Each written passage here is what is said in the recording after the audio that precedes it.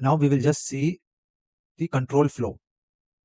So now we understood the variables that are there, the number of variables in the list tuple dictionaries, and the different types of operators, logical as well as arithmetic operators. Now, as we know, it's a language, right? Programming language. It is basically more often how to address repetitions, how to do repetitive functions again and again. So we have the power of if else statement. So you see there is an a is equal to true, and I'm going to if a, then I have an indent.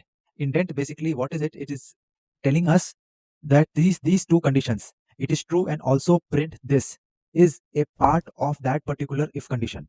So now in this case a is equal to true, we are going to print it is true and also print this. And after that, if it is not else, again there is an indent. So it is a false is a part of else statement, and this it is outside the indent, so this is going to print anyways. So this is the condition. So if I will run this, you will see the, so as you see, if else becomes a little bit confusing as you write more complex statements, as the indent keeps increasing, and it becomes very tough to manage the code. Right, I will just change this to false, and you will see what is getting printed. The second statement is going to get printed. It is false, and always print this will come.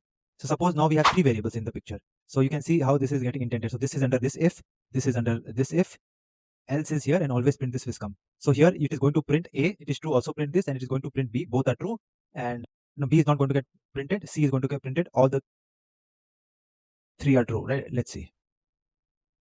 It is true. So A is true. If C is true, then else print it is false. So the thing it is there. So you know it is getting confusing here right now. And that is why we, in this case, it is tough to, if the variables get more, it becomes tough to use if else, and then but for that case we will start using the for loop.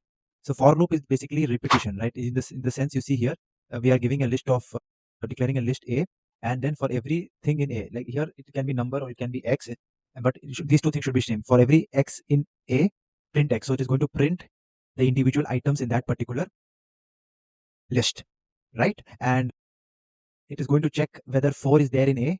As we checked it, it is coming as true. Now, something about while loop. A while loop is also similar like for loop, but the thing is here we have to initiate, right? We have to initiate, do the initiation, and if it is a big loop, we have to be careful, right? Because in the for loop, what happens, it keeps running if you don't write the condition properly. But while loop is good because we initiate it, and from A is equal to 0 and A is less than 5, print A. So it starts with 0 and it's going to check the condition. First, it is going to print 0. Then the second loop is going to run. It is going to add 0 plus 1, that is 1.